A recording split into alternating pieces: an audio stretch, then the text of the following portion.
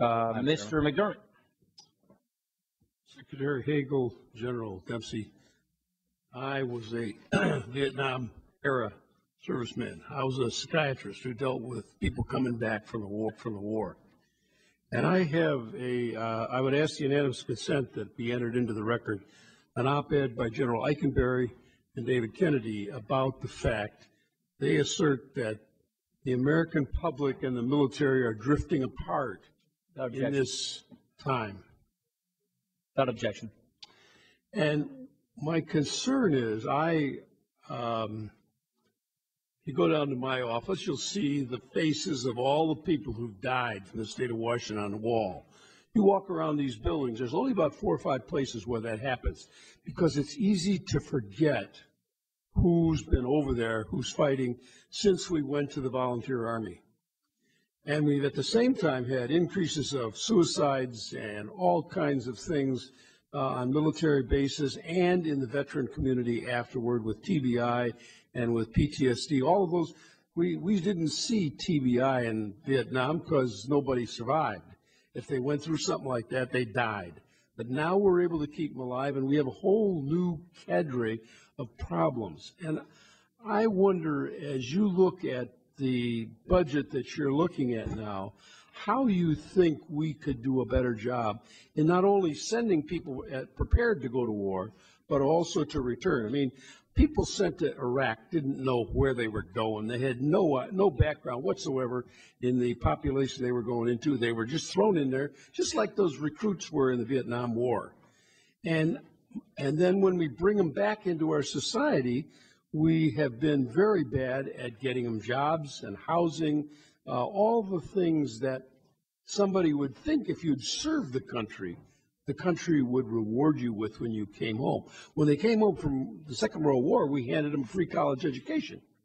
That's where the greatest generation came from, was that class of 1949 had all been educated because we said, our vets are coming home, here's an education.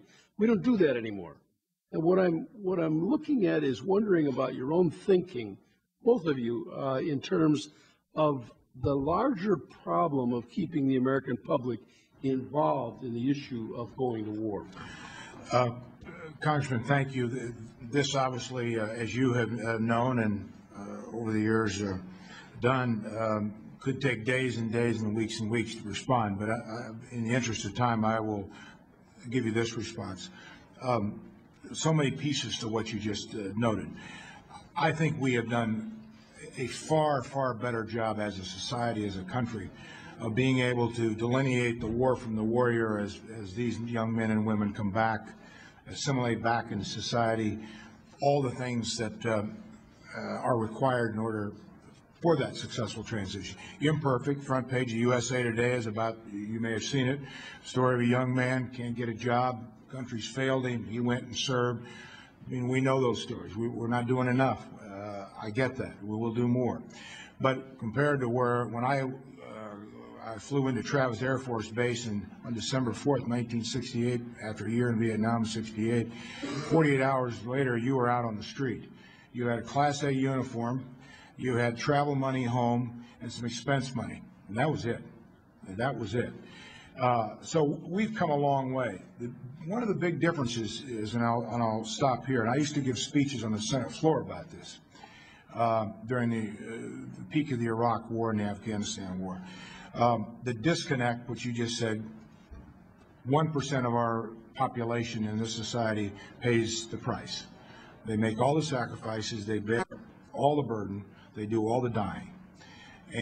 And I'm a supporter of the all-volunteer service, by the way. I don't think we could ever go back, nor do we want to, for a lot of reasons. It's the most professional armed forces ever. They're better trained, better led, better equipped.